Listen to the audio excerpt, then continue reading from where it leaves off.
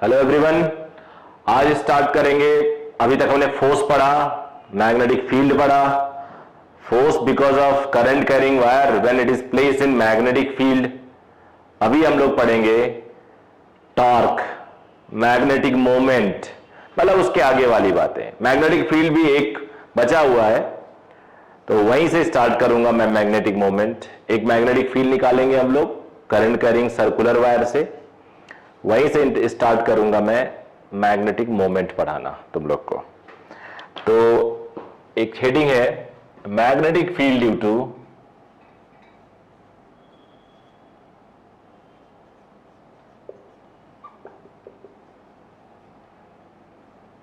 Due to circular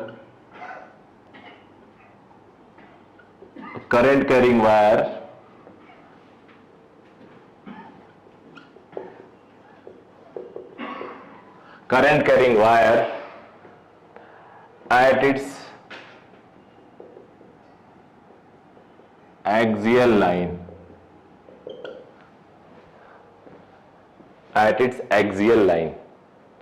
okay बेटा। तो ये डायग्राम है, ऐसे एक्सियल लाइन, ये एक्स है,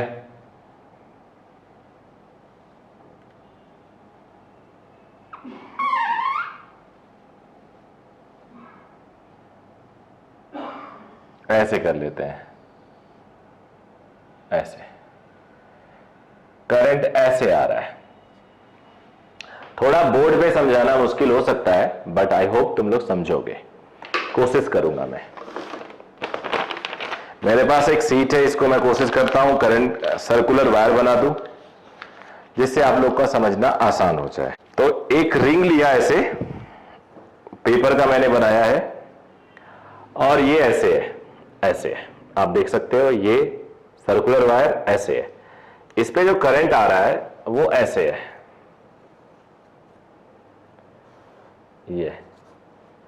ये करंट का डायरेक्शन है, ऐसे।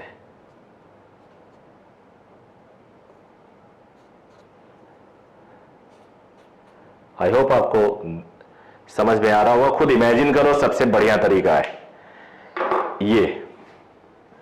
ऐसे ऊपर ऐसे करंट आता हुआ बाहर दिखेगा, नीचे से करंट जाता हुआ दिखेगा, ऐसे ऐसे ऐसे। अब एक छोटा सा एलिमेंट ले लेता हूं मैं जिसका लेंथ है डीएल। अब जो डीएल एलिमेंट होगा वो ऐसे होगा, करंट बाहर आता हुआ है पेन की तरफ। देखो आप, बिल्कुल पेन का ऐसे गया और ऐसे आके ऐसे मुड़ गया। अब ये 3D जो है मुझे बोर्ड पे ड्रॉ करना है, अदरवाइज ये एक्चुअली वायर ऐसे है, करंट गया ऊपर, फिर मेरे आपकी तरफ आ रहा है, फिर नीचे गया, फिर आपसे दूर चला गया, ऐसे है। तो ये जो एलिमेंट है, इससे यहां पे मुझे फील्ड चाहिए, लेट इट बी आर, ये कैपिटल आर है, ये मान लो थीटा है। तो अब डीएल बाहर की तरफ, मेरी थंब की तरफ, पाम ले गया मैं उस पॉइंट पे जहां मुझे फील्ड चाहिए। इमेजिन करो आपका पाम इतना बड़ा है, मेरा तो इतना ही है, आपका हो सकता है इतना बड़ा हो। कर्लिंग ये हो जाएगा एट 90 डिग्री। 90 डिग्री ही होता है मैग्नेटिक फील्ड उस लाइन से, करेक्ट। एक एलिमेंट यहां भी ले लेते हैं उतना ही बड़ा, मींस हम लोग दो एलिमेंट पे वर्क करेंगे, और दो एलिमेंट पे वर्क करना हमने इलेक्ट्रोस्टैटिक्स में भी सीखा है। जब हम दो एलिमेंट पे वर्क करते हैं तो आधा रिंग इंटीग्रेट करते हैं, क्योंकि दो एलिमेंट है, यानी जब आप आधा करोगे तो कंप्लीट माना जाएगा। अगर 4 एलिमेंट्स ले लेता मैं तो 1/4 रिंग मुझे इंटीग्रेट करना होता। बेसिकली इंटीग्रेशन का मतलब होता है समेशन, जोड़ना। तो 2 लिया तो पाई आर, 1 लेता तो 2 पाई आर, और ऐसे ही अगर 4 लेता तो पाई आर बाई 2 तक करना होता। तो अब नीचे वाला एलिमेंट देखो, अंदर जा रहा है, थंब अंदर, हाथ ले गया उस पॉइंट पे जहां मुझे फील्ड चाहिए, ऐसे।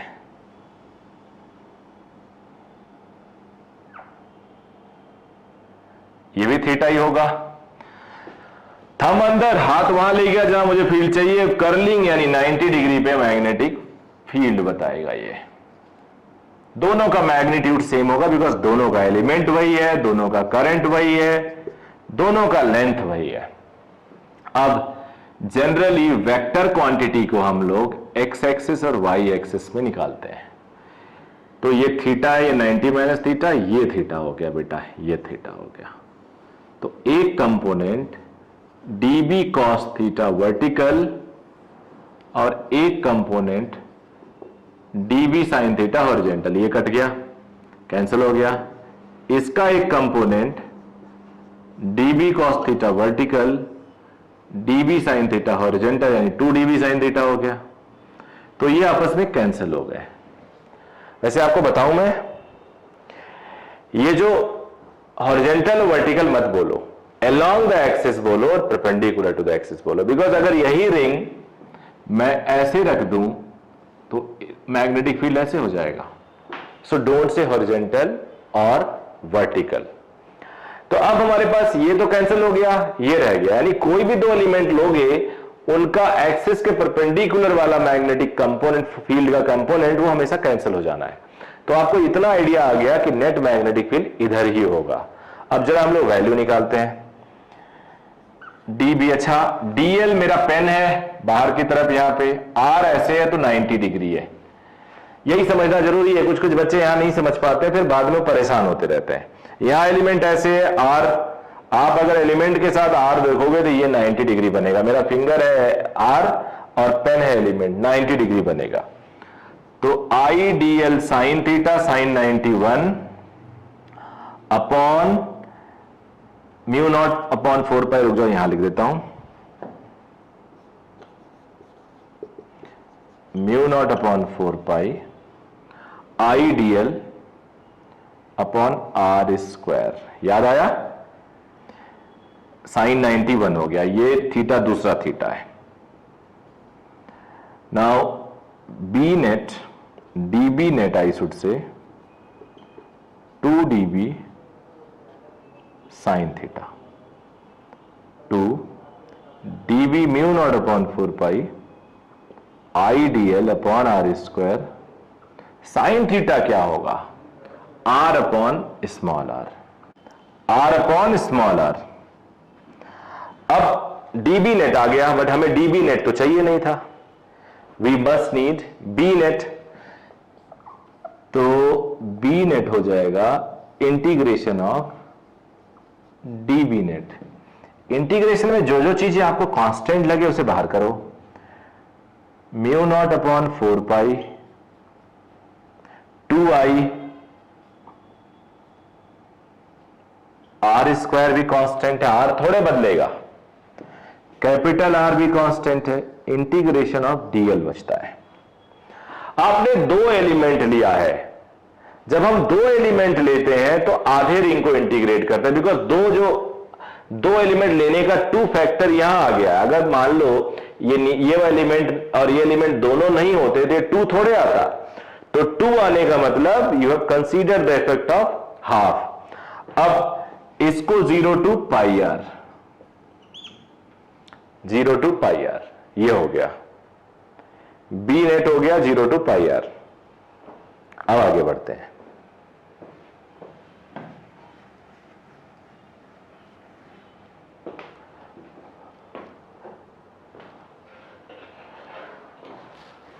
इस 0 to पाई r dl का इंटीग्रेशन L डायरेक्टली आ जाएगा, mu not upon 4 pi 2i r upon r cube हो जाएगा बेटा, यहां मैंने मिसिंग कर दी, r क्यूब, और ये पाई r हो गया, because integration of dl is L, limit लगा देंगे पाई r तो पाई r। अभी देखना काफी इंटरेस्टिंग चीज देने वाला हूं मैं तुमको।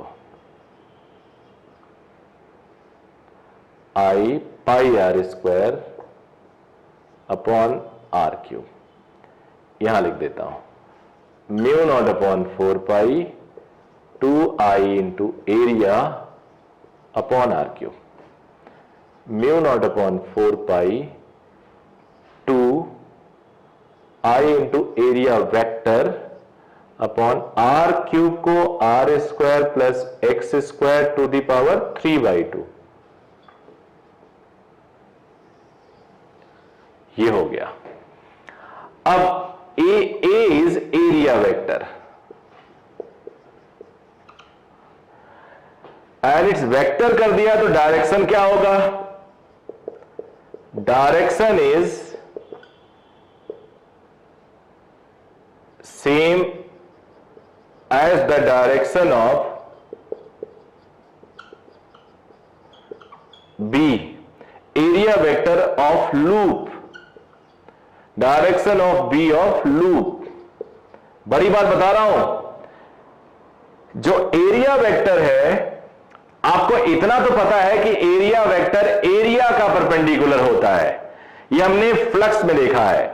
तो इसका देखो, मेरा हाथ ये मान लो सर्कुलर लूप है, तो इसका परपेंडिकुलर एक इधर एक मेरे पीछे, तो इधर ये है मैं B net D B net, और इधर ही एरिया वेक्टर हमने मान लिया। तो जिधर किसी लूप का बी आएगा उधर ही उस लूप का एरिया वेक्टर आएगा। तो एरिया वेक्टर और बी हमेशा सेम रखेंगे, यानी ये रियल है और एरिया वेक्टर को हम उसी की डायरेक्शन मान लेते हैं। अब इस टर्म को इस आई इंटू एरिया को कुछ भूलते हैं।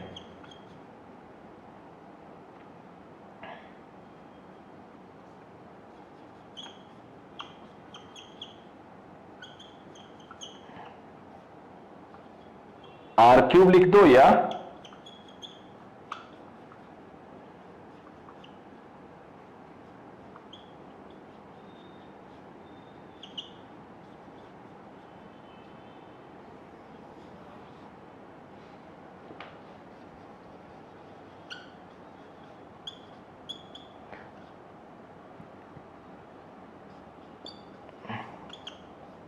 यूनिट क्या हो गया? Ampere metre square. एम्पियर को ए लिखते हैं, बट समझाने के लिए एम्पी लिख दिया मैंने, जिससे कंफ्यूज ना हुआ। ए लिखा जाता है वैसे, ए एरिया भी था इसलिए एम्पियर लिख दिया। It is called magnetic moment. बड़े काम का है, काफी काम आएगा आगे। तो एक नया टर्म मैंने डिफाइन किया, मैग्नेटिक मोमेंट। मैग्नेटिक मोमेंट का डायरेक्शन एरिया वेक्टर और एरिया वेक्टर का डायरेक्शन बी वेक्टर। जिधर किसी लूप का बी होगा उधर ही उस लूप का एरिया होगा, उधर ही उस लूप का मैग्नेटिक मोमेंट होगा। याद रखिएगा। तो मैग्नेटिक मोमेंट का डायरेक्शन एरिया का डायरेक्शन सेम है। अब कुछ और बात, यहां पे मैग्नेटिक मोमेंट इतना हो गया एक लूप के लिए। अब और सारे लूप के लिए जनरल डेफिनेशन क्या होगा मैं बताऊंगा। मैग्नेटिक मोमेंट हमेशा लूप के लिए डिफाइन किया जाता है। इस मैग्नेटिक मोमेंट को हम लोग अब अलग से पढ़ते हैं, ये पूरी अलग हेडिंग है ये।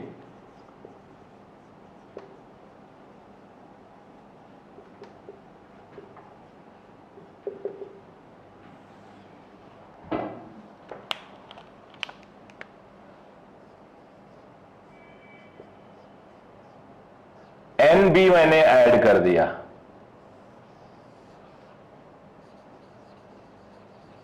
एन क्या होगा बेटा?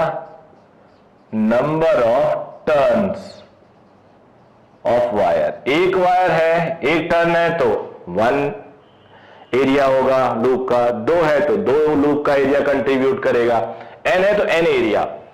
आई ए वही है, एम्पियर मीटर स्क्वायर यूनिट है इसकी।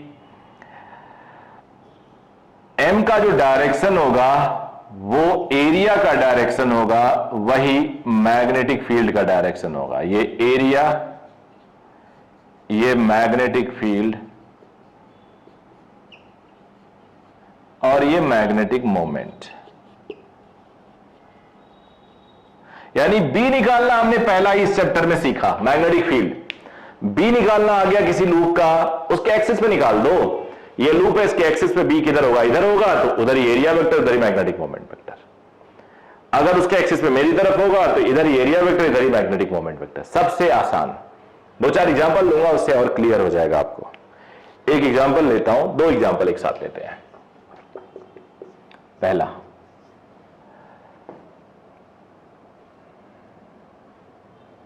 बहुत ही छोटा पहले ले लेता हूं, चलो इसको ले लेते हैं। इसका मैग्नेटिक मोमेंट निकालना है आपको, तो इसके सेंटर में मैग्नेटिक फील्ड देखते हैं। थंब करंट की डायरेक्शन में रख दिया, हाथ पाम ले गया सेंटर पे, कर्लिंग अंदर हो रहा है क्रॉस की तरफ, तो एरिया वेक्टर भी क्रॉस, मैग्नेटिक मोमेंट भी cross, I pi R square, and direction क्या होगा, क्रॉस होगा। इजी है। दूसरा एग्जांपल, थोड़ा लेवल बढ़ा देते हैं।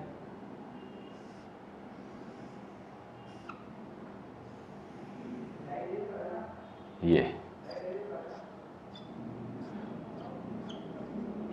ए है, ये inner radius, outer radius B है।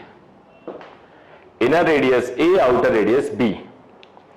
अब बेटा इस लूप का मैग्नेटिक मोमेंट चाहिए, करंट का डायरेक्शन दे दिया, करंट की चलो वैल्यू भी दे देते हैं। अब बेसिकली लूप ये है आपके लिए, ये लूप है, ये इसका एरिया वैसे भी निकाल सकते हो आप बिना किसी टेंशन के। आधे सर्कल में से इतने, इस छोटे आधे सर्कल को माइनस कर लो, you'll get this। लेकिन अगर तुम चाहते हो कि थोड़ा टेक्निकल पढ़े तो मैं इसको ऐसे भी बता सकता हूं, इसमें से छोटे वाले को माइनस करो, डायरेक्शन एक बार देख लो,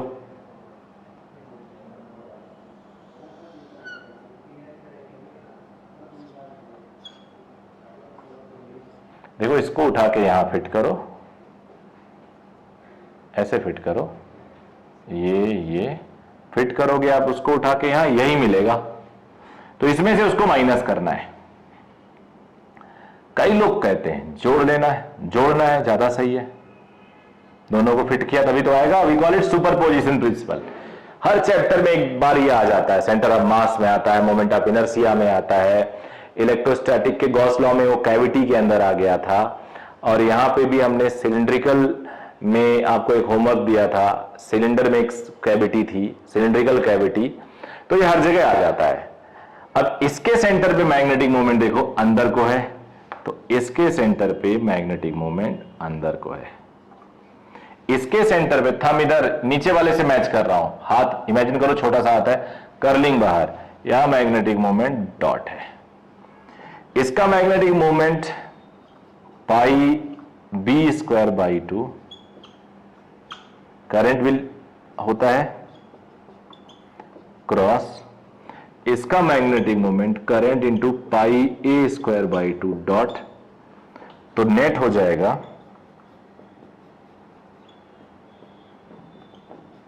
आई कॉमन ले लेते हैं, पूरा पहले लिख देता हूं,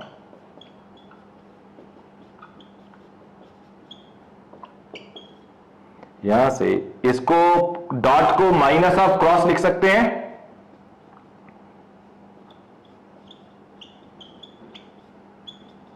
ये आंसर आ गया, ये मैग्नेटिक मोमेंट हो गया। अब तीसरा एग्जांपल देख लेते हैं, ये मैग्नेटिक मोमेंट ही चल रहा है,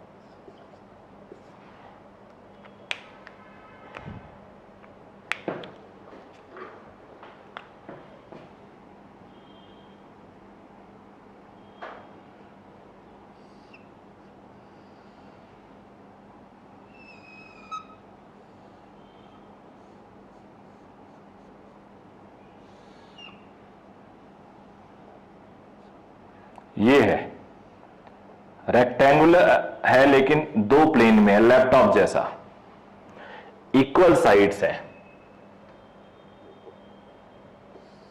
ऐसे मान लेते हैं। करंट हम लोग मान लेते हैं ऐसे, ऐसे, साइड ए है, साइड ए, करंट आई है, इसका मैग्नेटिक मोमेंट निकालना बेटा। तो अगेन एक डायरेक्ट लिख लो, एक सुपरपोजिशन से निकाल लो, हेल्प करता हूं आपकी। तब तक सोचिए आप।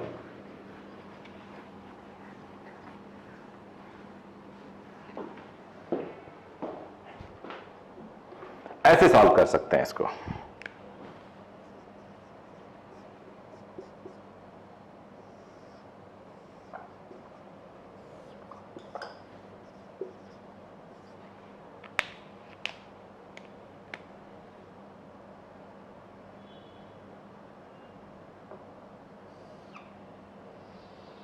ये ज्वाइन कर दो ऐसे, एक कंप्लीट लूप बनाओ ऐसे,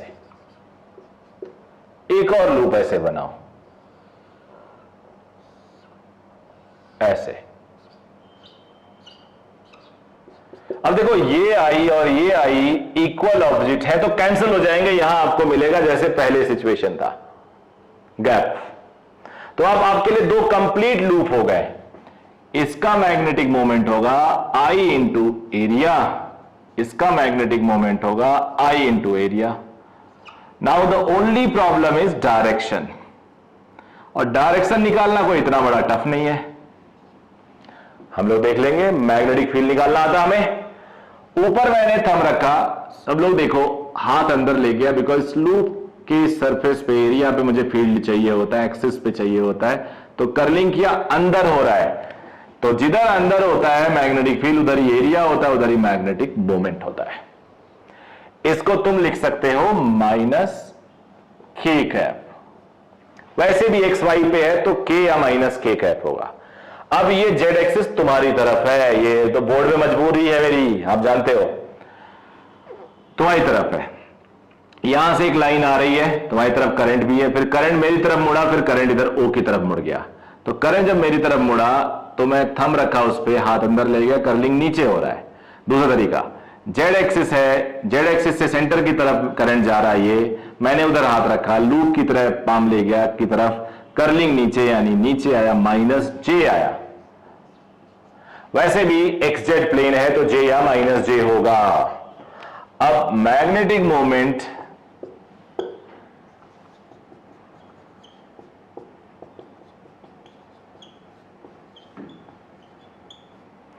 अगर कोई पूछे मॉडुलस, तो अंडर रूट कोफिशिएंट ऑफ आई का स्क्वायर प्लस जे का स्क्वायर प्लस के का स्क्वायर रूट 2 टाइम्स दिस, ये हो गया बेटा। तो अब इस तरह के क्वेश्चन जो सिंपल क्वेश्चन है आपको आ गए। अब एक और क्वेश्चन बता रहा हूं मैं,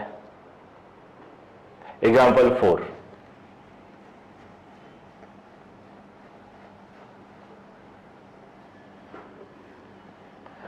जिसको नोट करना है कर सकता है, ये टाइम यूटिलाइज कर सकते हो आप।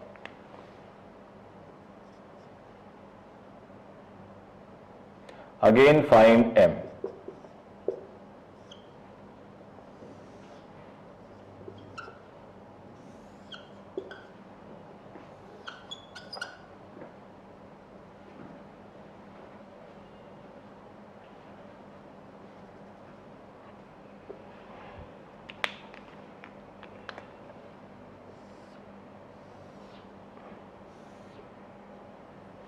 ऐसे है बेटा, टिल्टेड है ये,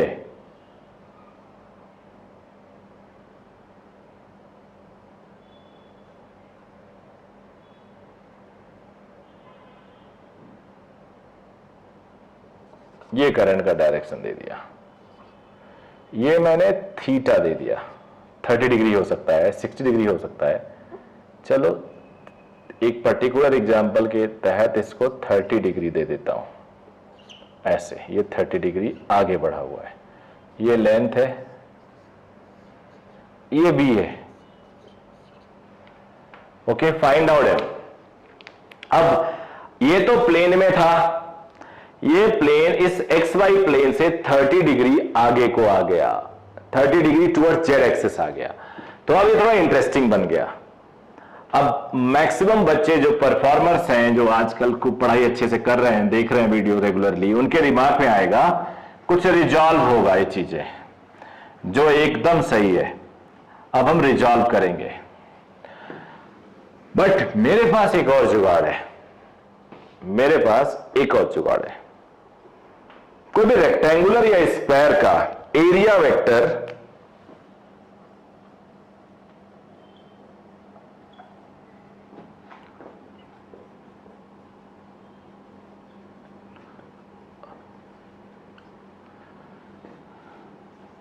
of side A B C D, rectangular और square A B C D of side A B B C C A D, A B B C C D D A, ये चार साइड का कोई rectangular या square geometry है, shape है, तो उसका area vector, then its area vector is equal to cross product of any two consecutive side.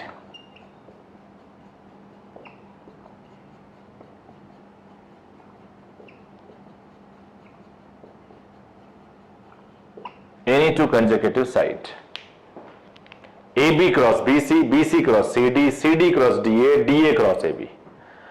तो कोई भी अगर स्क्वायर या रेक्टेंगुलर शेप बॉडी है तो उसका area vector A B cross B C cross C D cross D A cross A B. याद रखिएगा, दो लगातार कंसेक्यूटिव साइड का वेक्टर निकाल लो और उसका एरिया वेक्टर, उसका क्रॉस प्रोडक्ट ले लो। अब इसको मैं सॉल्व करना आपको सिखाता हूं, इसी डायग्राम में कोशिश करता हूं और आप भी कोशिश करोगे, आ जाएगा आपको समझ में। तो मैं यहां पे नेम दे देता हूं ओ ए बी सी। तो O A vector I can see it, जिधर करंट है वही लेंथ होता है बेटा, जिधर करंट है उधर लेंथ होता है, तो it is L into J cap. O B vector, यहां थोड़ा इमेजिनेशन लगाइए आप लोग। ओ बी वेक्टर ऐसे है, ये मेरा फिंगर इधर को 30 डिग्री, इधर को 60 डिग्री, तो थीटा की तरफ cos theta, L cos theta I cap. देखो ना ऐसे है, पेन की तरह है, 30 डिग्री थीटा की, थीटा है इस 30 डिग्री, थीटा की तरफ कॉस थीटा, दूसरी तरफ sine theta, L sine, I am sorry it is B, it is B, it is B, L की जगह बी लिख देता हूं बस, और कोई चेंज नहीं है। बी साइन 30 के कैप। ये देखो ये पेन है अगेन, बोर्ड के साथ यानी एक्स एक्स का थीटा है तो बी कॉस थीटा, दूसरी तरफ B sine theta. Cos theta होता है √30 डिग्री, √3/2, और ये 1/2। तो ये आई एम सॉरी ये एल, हाँ एल हो गया, तो ओ बी आ गया। इसका आप मॉडुलस निकालोगे तो बी आएगा, बिकॉज लेंथ तो बी ही है, तो ओ ए और ओ बी आ गया। अब area vector O A cross A B, O A is L J cross √3/2 B I 1/2 B K. Constant बाहर कर लिया, एल बी/2 बाहर कर लिया। अब √3 अलग, जे क्रॉस आई, और यहां पे तो कुछ नहीं बचा हुआ है, जे क्रॉस के। अब तुम लोग को क्रॉस प्रोडक्ट निकालना आता होगा, आई जे के, जे क्रॉस आई इज माइनस के, माइनस √3 के कैप, जे क्रॉस के आई कैप। तो ये आ गया area vector I cap minus √3 K cap. Magnetic moment is current into area vector I L बी/2 आई माइनस √3 के। ये आ गया मैग्नेटिक मोमेंट। जरा मॉडुलस निकाल लेते हैं। ILB/2 अलग कर लिया, under root coefficient of I का स्क्वायर 1 का स्क्वायर, कोफिशिएंट ऑफ K का स्क्वायर, अंदर 4 हो गया, 4 बाहर आया 2, तो I इंटू LB रहा बस, जो आपको पता था। तो फिर भी अब एक बार रिवाइज करते हैं इसको। जब रेक्टेंगुलर आपके पास कोई शेप आए, कोई एरिया आए, कोई स्ट्रक्चर आए जिसका मैग्नेटिक मोमेंट आपको निकालना है, या स्क्वायर आए और वो नॉर्मल रहे, तब जिसका एरिया आप फाइंड आउट कर सकते हो, तब तो कोई दिक्कत ही नहीं है। नॉर्मल ना हो कि 3D में आ जाए, तो आप उसके दो साइड का वेक्टर निकालिए, जैसे लेंथ का निकालते हैं रिजॉल्व करके, और उन दो कंसेक्यूटिव साइड का क्रॉस प्रोडक्ट ले लीजिए, बिकॉज वेक्टर हम एरिया वेक्टर हमेशा क्रॉस प्रोडक्ट होता है दो कंसेक्यूटिव साइड का। अब एरिया वेक्टर की जरूरत पड़ती है हमें मैग्नेटिक मोमेंट में, I से मल्टीप्लाई करने में, N भी अगर है तो भी लिख देते नंबर ऑफ टर्न्स, और कोशिश करो कि आपको ढंग से एक इजी साइड मिल जाए। तो OA मुझे इजी साइड मिला जो y एक्सिस पे है, तो OA y एक्सिस को ही रिप्रेजेंट करेगा, यानी J कैप को रिप्रेजेंट करेगा। देखो जी, L इंटू J। AB मेरे फिंगर की तरफ था, थीटा की तरफ cos theta which is x, तो cos थीटा x यानी I कैप, दूसरा sin theta that is Z यानी K cap, cos theta √3/2, sin theta sin 30 1/2, फिर इनका क्रॉस प्रोडक्ट निकाला, बस सॉल्व कर लिया। तो ये हमारा एक सॉल्यूशन था इसके मैग्नेटिक मोमेंट के लिए। अब मैग्नेटिक मोमेंट को इस डिफरेंट ज्योमेट्री के लिए मैं निकालूंगा। अब ये जो मैग्नेटिक मोमेंट है या मैग्नेटिक डाइपोल मोमेंट दोनों कहते हैं इसको, वो एक रिवॉल्विंग इलेक्ट्रॉन का हम लोग पता करते हैं। रिवॉल्विंग इलेक्ट्रॉन, ये मान लो रिवॉल्विंग इलेक्ट्रॉन है, यहां से ऐसे, अब ये क्लॉकवाइज चल रहा है ऐसे, r रेडियस में चल रहा है, तो इसका जो टाइम पीरियड ऑफ रेवोल्यूशन होगा 2πr/v होगा। अब जो करंट इसमें बनता है, करंट चार्ज अपॉन टाइम होता है, जिसे हम Q/T भी लिख सकते हैं, तो E/T हो जाएगा E/2πr/v। v उसकी स्पीड है इलेक्ट्रॉन की रिवॉल्व करने की। अब आपको पता है सिर्फ since magnetic moment is current into area,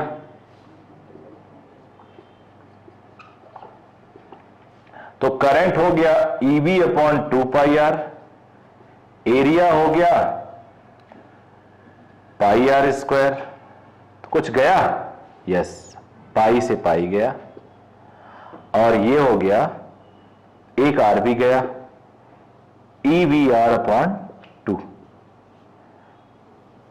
magnetic moment EVr/2 हो गया। ये इलेक्ट्रॉन है, इलेक्ट्रॉन है, इलेक्ट्रॉन। ओके बेटा, अब इसको थोड़ा मॉडिफाई करूंगा मैं, म्यू भी लिखते हैं इसको, किसी किसी बुक में एनसीईआरटी म्यू लिखा हुआ है।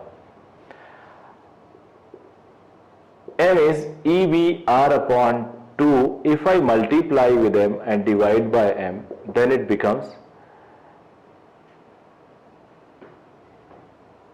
E/2m mvr।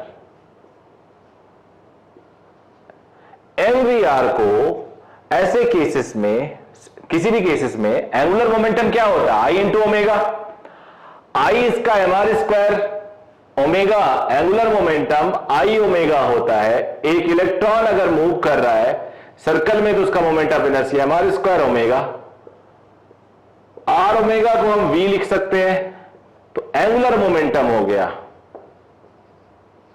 ये। अब m/l is equal to E/2m आ गया। नोट करो इसको,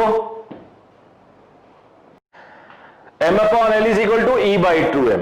इसको हम गायरोमेट्रिक रेशियो भी कहते हैं। समझ गए? इलेक्ट्रॉन की वैल्यू आप पुट करो और मास की वैल्यू पुट करो, मास ऑफ इलेक्ट्रॉन, तो वो आ जाएगा 8.8 इंटू 10⁻10 कूलम पर kg। तो ये गायरोमेट्रिक रेशियो आ गया। वैसे मैं आपको बताऊं ये जनरल रिलेशन आएगा m upon L is equal to Q by 2m, general formula.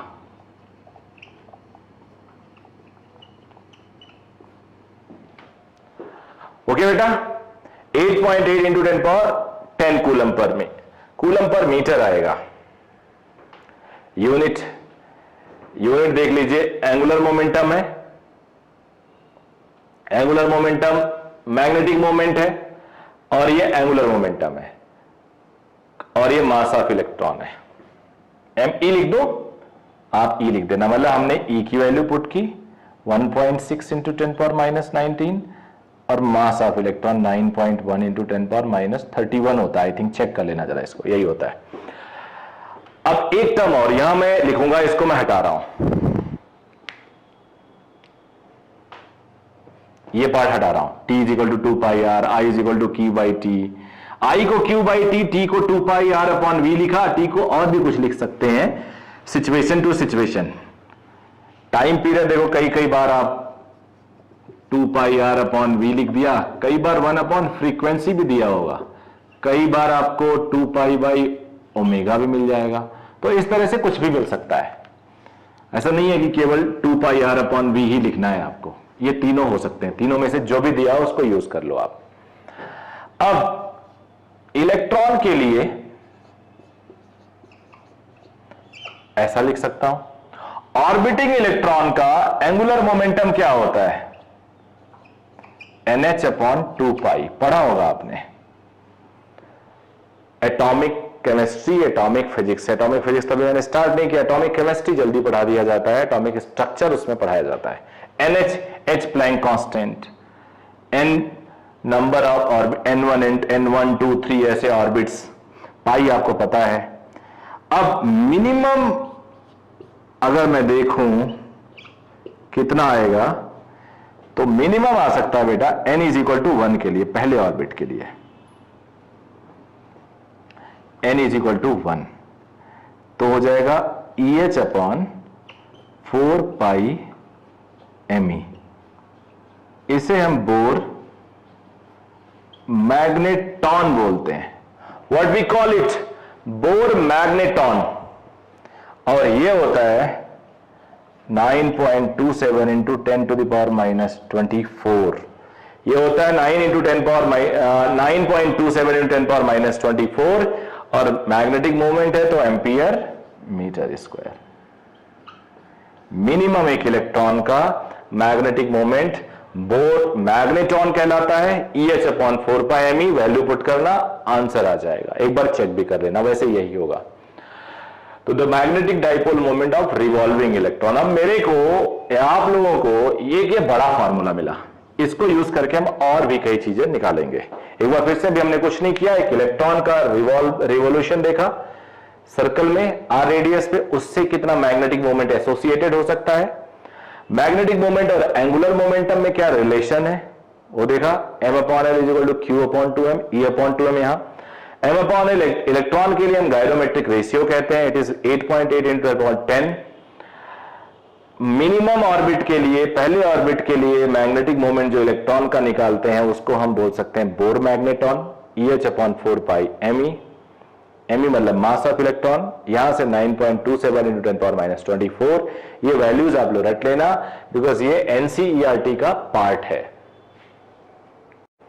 अब बेटा हम लोग एक डिस्क का देख लेते हैं, रिंग का तो देख लिया, मतलब एक चार्ज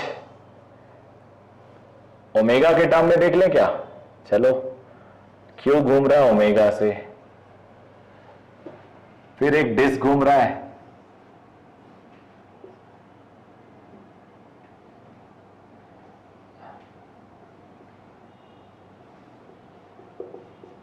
इस पे चार्ज क्यों डिस्ट्रीब्यूटेड है, ओमेगा से घूम रहा है, आर रेडियस है मान लिया, करंट होगा 2 pi by omega, Q omega upon 2 पाई। अब magnetic moment I into area,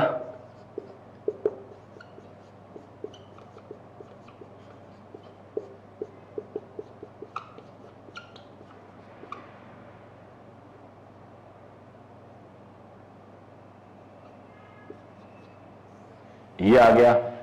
direction निकालना कोई टफ नहीं है। पॉजिटिव चार्ज की डायरेक्शन में करंट एज्यूम कर लो, तो थंब ऐसे देखो, करंट ऐसे घूम रहा है, थंब इधर रखा, हाथ कर्लिंग ऊपर, तो मैग्नेटिक मोमेंट ऊपर होगा, ये तुम्हें आ गया होगा। बट इसका अल्टरनेट सॉल्यूशन क्या हो सकता है?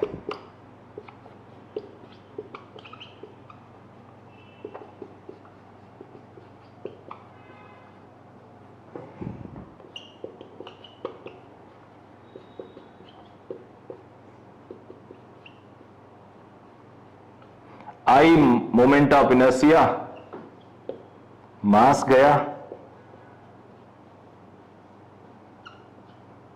ये हो गया क्यू ओमेगा आर स्क्वायर।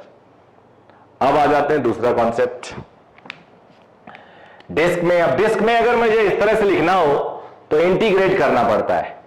अब इंटीग्रेशन से बचने के लिए आप डायरेक्ट लिख दीजिए,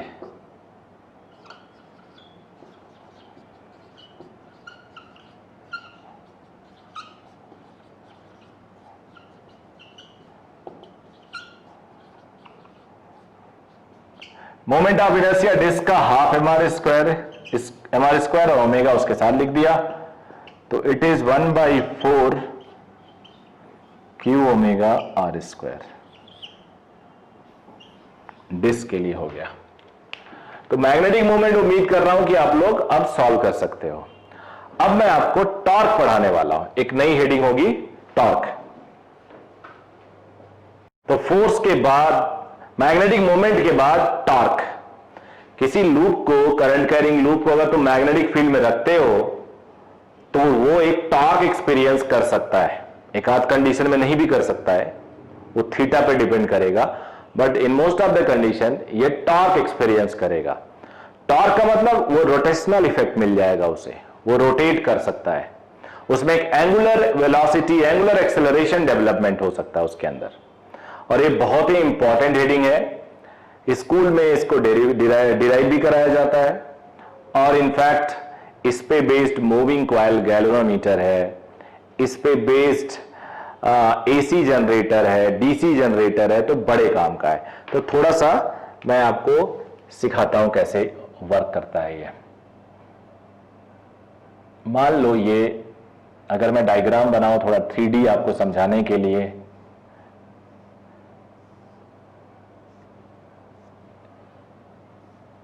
मे बी एसी जनरेटर का डायग्राम बना देता हूं मैं।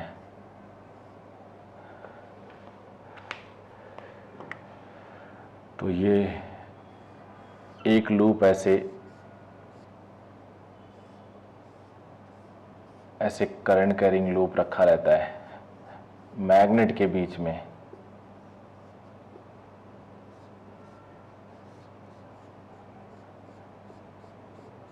ऐसे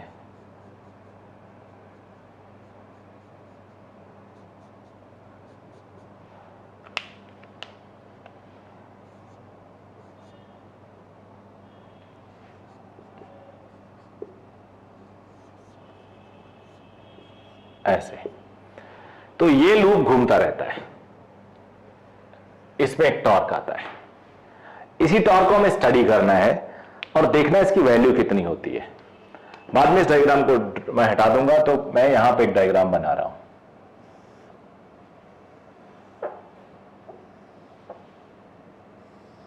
n नंबर ऑफ टर्न्स है। थोड़ा अगेन आपकी इमेजिनेशन पावर की यहां पे परीक्षा अगेन होगी, एग्जामिनेशन होगा, तो हर बच्चा अलर्ट में आ जाए, अलर्ट मोड में।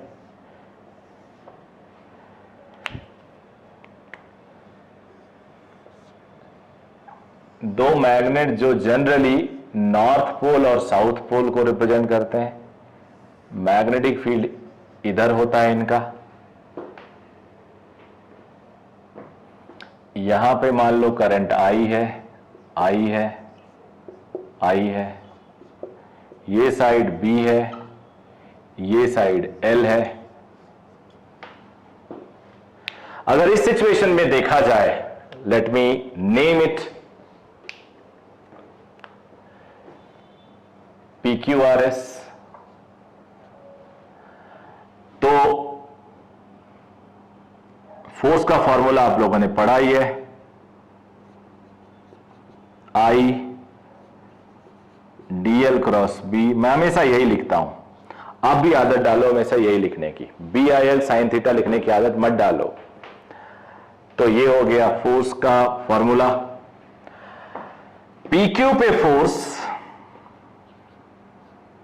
और RS पे फोर्स 0 है, बिकॉज B और लेंथ, ये PQ लेंथ B है, ये PQ पैरेलल है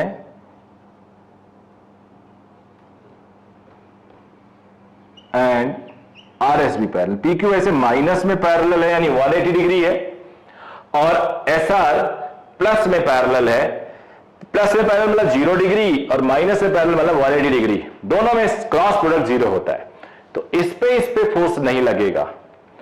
अब अच्छा खासा फोर्स लगेगा PS पे और RQ पे। क्यों? PS देखो नीचे है, PS नीचे है, हाथ अंदर ले जाओगे कर्लिंग बाहर होगा, जब कर्लिंग बाहर होगा तो इस पे फोर्स बाहर की तरफ लगेगा, इस पे फोर्स अंदर की तरफ लगेगा। तो इस पे फोर्स बाहर, उस पे फोर्स अंदर।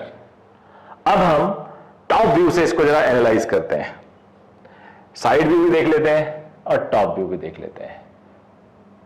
ये रियल सिचुएशन था, ऐसे घूम गया, ये ऐसे घूम गया अल्फा अल्फा बना के। तो टॉप व्यू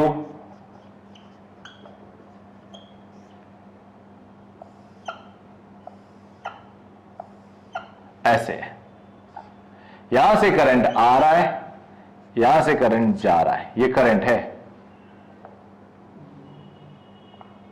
ये करंट है, ये करंट है, ये करंट है, और ये जो टिल्ट हुआ है ये अल्फा टिल्ट हुआ है। समझना बहुत जरूरी है, अगर आप समझ गए तो मजा आ जाएगा, नहीं तो मैं रटवा दूंगा। ये देखो, R से Q की तरफ करंट गया और Q से जो देखेगा उसकी तरफ करंट आ रहा है, P से जो देखेगा उससे करंट जा रहा है। तो यहां पे जो साइड है वो Q विजिबल है और Q के ठीक नीचे R छुपा हुआ है। यहां P विजिबल है, P के ठीक नीचे S छुपा हुआ है। आई होप समझ में आ गया होगा आपके। अब इस पे अच्छा, मैग्नेटिक फील्ड का डायरेक्शन क्या है? ये टेढ़ा हो गया है, वहां से दिखा मुझे, यहां से नहीं समझ में आता। मैग्नेटिक फील्ड का डायरेक्शन ये है बेटा, B का डायरेक्शन ये है। B हमेशा नॉर्थ से साउथ, नॉर्थ से साउथ। तो अब thumb in the direction of current, finger in the direction of magnetic field, थप्पड़ का डायरेक्शन क्या बताता है? फोर्स बताता है। तो फोर्स ये हो गया इसके ऊपर, कितना होगा बताऊंगा। इस पे थंब क्रॉस यानी अंदर, फिंगर मैग्नेटिक फील्ड की डायरेक्शन में, फोर्स थप्पड़ की तरफ बताएगा। तो ये फोर्स, अब ये इक्वल ऑपोजिट फोर्स है। इक्वल ऑपोजिट इसलिए क्योंकि साइड दोनों का इक्वल है, बी दोनों के लिए एक सेम है। तो एक कपल यानी टॉर्क प्रोड्यूस करेंगे, टॉर्क प्रोड्यूस करेंगे। अब ये फोर्स कितना है पहले वो देख लेते हैं।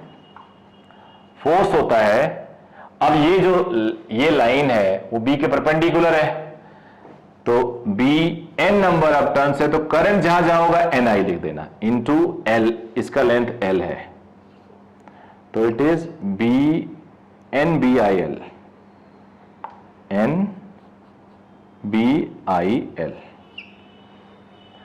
अब एरिया वेक्टर इसका क्या होगा? ये होगा। अब कई बच्चे सोचेंगे ये क्यों? एरिया वेक्टर तो लूप का परपेंडिकुलर, उसका परपेंडिकुलर पीछे भी जा सकता है, ये लूप है, इसके अंदर लूप है, आप ऊपर से देख रहे हो, आप यहां से देख रहे हो, तो ये भी हो सकता है। तो एरिया वेक्टर निकालने के लिए मैंने बताया था, लूप के अंदर जो मैग्नेटिक फील्ड आएगा करंट कैरिंग ऑफ लूप की वजह से, वही उसका एरिया वेक्टर होगा। तो करंट कैरिंग, ये बी तो एक्सटर्नल बी है, नॉर्थ साउथ की वजह से, इस लूप की वजह से जो बी आएगा, thumb in the direction of current, हाथ लूप के अंदर ले गया और कर्लिंग इधर हो गया, तो उधर एरिया वेक्टर। मान लो ये एंगल थीटा है, ऊपर वाला अल्फा है, तो alpha plus theta is 90 degree. Theta मैंने एज्यूम किया, तो थीटा इज 90 माइनस अल्फा, ये आ गया, या अल्फा इज 90 माइनस थीटा। ये भी लिख सकते हो, अल्फा इज 90 माइनस थीटा। अब टॉर्क के लिए परपेंडिकुलर डिस्टेंस चाहिए, ये b है, दोनों फोर्स के बीच में परपेंडिकुलर डिस्टेंस ये अल्फा है, b का अल्फा की तरफ component b cos alpha, b cos alpha. अब मैं थोड़ा वहां जगह बनाऊंगा या यहां लिख देता हूं, इसको हटा देता हूं।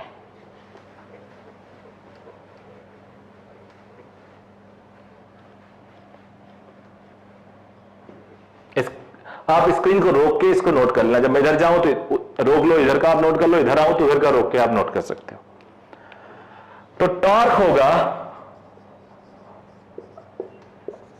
1 of the force into perpendicular distance b cos alpha. Force है NBIL, cos alpha is 90 minus theta, NBILB cos 90 minus theta is sin theta. L into B is area, NIA B sin theta. NIA is magnetic moment. तो torque ये आया। Vector component लिखना हो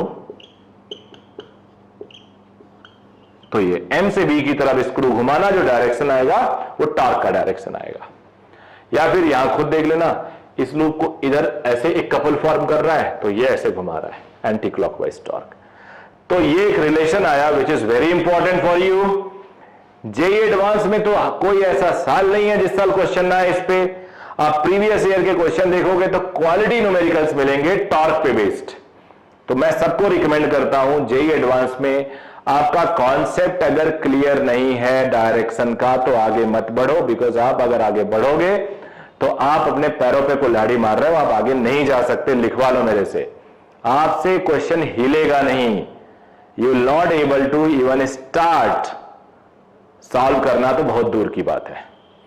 JEE mains के लिए भी direction important है और नीट के लिए। मैंने कहा ना कि अगर आप बीमार हैं तो अब लड़ाई थोड़े जीत सकते हैं, आपकी बॉडी कमजोर है, आपको हेल्दी होना पड़ेगा। तो यहां कंसेप्चुअल हेल्दीनेस की मैं बात कर रहा हूं। तो डायरेक्शन इसको 2 बार देखो, 3 बार देखो, खुद एनालाइज करो, एक एक पॉइंट को सोचो मैं जो बोल रहा हूं, फिर उसको वेरीफाई करो with numericals, then you able to get the exact concept of torque, direction, magnetic moment, magnetic field. तो ये था टॉर्क निकालना, which is NMB sine theta, NIAB sine theta. Maximum torque क्या हो सकता है? NIAB when theta is 90 degree, sin 90 is 1। तो ये हो गया। अब इसका एप्लीकेशन देखते हैं। अब इस टॉर्क का application which is very famous, जो एप्लीकेशन है बहुत फेमस है, बहुत एक फेमस इंस्ट्रूमेंट है which is called moving coil galvanometer, MCG। Galvanometer आपको पता है करंट मेजर नहीं करता, डिटेक्ट करता है। तो यहां भी करंट को डिटेक्ट करके बताएगा, मॉडिफाई करके थोड़ा अंदाजा भी लगा सकते हैं अगर छोटा अमाउंट ऑफ करंट हो, बिकॉज बहुत तेजी से डिफ्लेक्शन होता है। तो मूविंग कॉइल गैल्वेनोमीटर का एक मैं डायग्राम बना रहा हूं। बॉक्स होता है एक,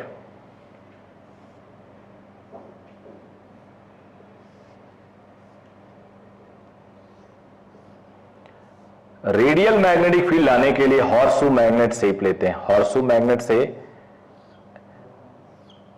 मैग्नेटिक फील्ड रेडियल होता है, कैसे मैं बता दूंगा। नॉर्थ साउथ हो गया, इसमें एक मिरर उधर होता है देखने के लिए। बॉक्स को ऐसे बंद कर लिया, 3D होता है वैसे। इसके अंदर एक लूप ले लिया जैसे लिए थे,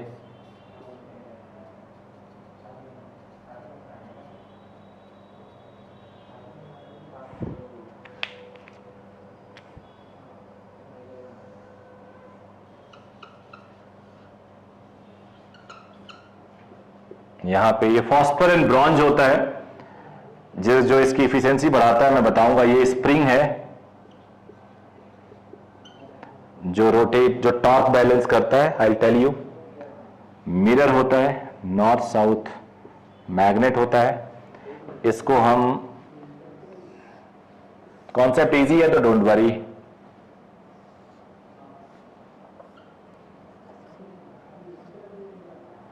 अब देखो, अगर यहां से लाइंस जा रही हैं ऐसे, यहां से ऐसे, यहां से ऐसे, यहां से ऐसे, तो ये रेडियल ही है। पूछो कैसे?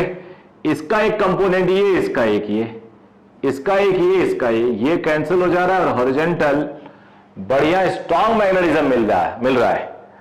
तो यहां पे अगर नेट बी हो गया ये, लूप का मैग्नेटिक मोमेंट ये, बिकॉज लूप ऐसे है, तो अच्छा खासा टॉर्क मिलता है। अब यहीं पे अगर आप दूसरा डायग्राम चलो बना देता हूं मैं, इस स्प्रिंग के साथ हम पॉइंटर लगा दें तो इसकी वजह से ये ऐसे रीडिंग डिफ्लेक्शन की बताती है, ऐसे। अब हाउ इट वर्क्स मैं तुम्हें बताता हूं, कुछ सोच सकते हो। ये कॉइल है, इसमें मेरा ऐसे फिंगर, आपने फेविक्विक जानते हो, घरों में आता है, बहुत एडहेसिव होता है, चिपक जाता है, तो हाथ आपको बहुत मुश्किल से निकालना पड़ता है, थोड़ा बहुत काटना पड़ता है। ये हाथ आपका एडहेसिव आपने फेविक्विक से चिपका लिया। अब जब ये रोटेट करेगा, मेरा फिंगर भी रोटेट करेगा, नीचे फिक्स है, तो फिंगर रोटेट करने की एक लिमिट है। आप सब लोग अपने फिंगर को ऐसे पकड़ो, रोटेट करो, तोड़ने की कोशिश करो, एक लिमिट के बाद जब पेन स्टार्ट होगा आप रुक जाओगे। तो स्प्रिंग में भी उसको एक टॉर्क बैलेंस करने की एक लिमिट है, और स्प्रिंग या कोई मटेरियल का जो टॉर्क होता है वो सी थीटा होता है। C torsional constant, theta is angle of twist. So as we know, for material torque is C theta, C is torsional constant. इसमें भी आप जानते होंगे टॉर्सनल कांस्टेंट को, फिर भी मैं इसको सॉलिड्स में पढ़ाऊंगा, देख लेना। Theta is angle of twist, ये हो गया।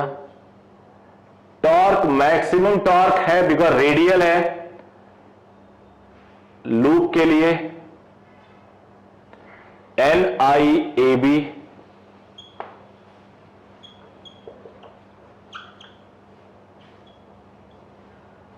रेडियल फील्ड की वजह से, तो NIAB should be balance by C theta in equilibrium, तो करंट आ गया C/BAN इंटू थीटा।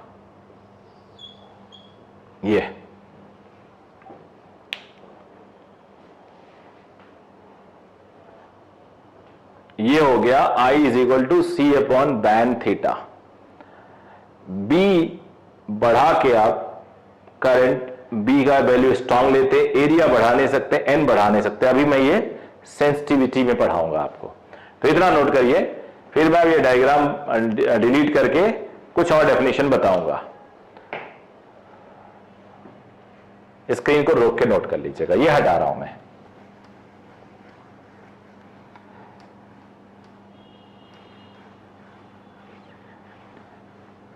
एक डेफिनेशन है सेंसिटिविटी ऑफ ए गैल्वेनोमीटर।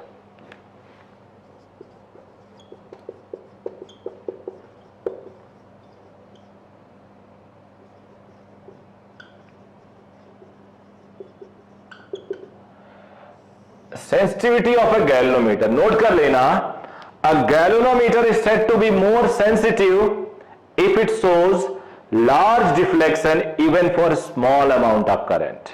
देखो फिर से, a galvanometer is said to be more sensitive if it shows large deflection even for a small amount of current. अब इसमें कुछ और डेफिनेशन है करंट सेंसिटिविटी।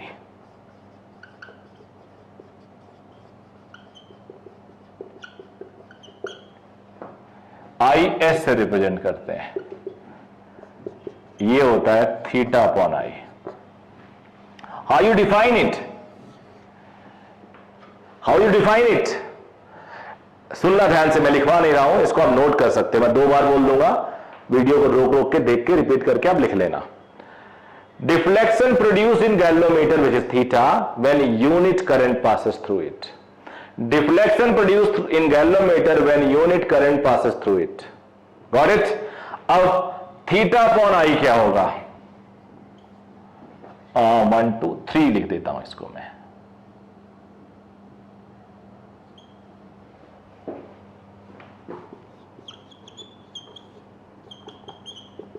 थीटा अपॉन आई आएगा बैन अपॉन सी।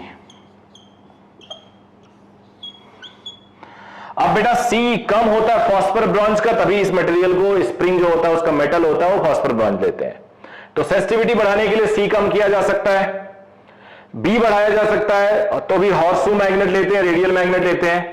Area बढ़ाया नहीं जा सकता, एरिया बढ़ाओगे तो लूप का एरिया बढ़ेगा, तो वायर की लेंथ बढ़ेगी, रेसिस्टेंस बढ़ेगा, हीटिंग बढ़ेगी, जूल हीटिंग होगा, एनर्जी लॉस होगा। नंबर ऑफ टर्न्स नहीं बढ़ा सकते, नंबर ऑफ टर्न्स बढ़ाओगे तो वायर का लेंथ बढ़ेगा, रेसिस्टेंस बढ़ेगा, बिकॉज मेटल है तो रेसिस्टेंस होगा, रेसिस्टेंस बड़ा होगा तो जूल हीटिंग होगी, जूल हीटिंग से एनर्जी लॉस होगा। तो ये दोनों नहीं, बी बढ़ा सकते हैं और सी घटा सकते हैं, that's why we consider phosphor and bronze. तो बैन अपॉन सी। एक और होता है वोल्टेज सेंसिटिविटी।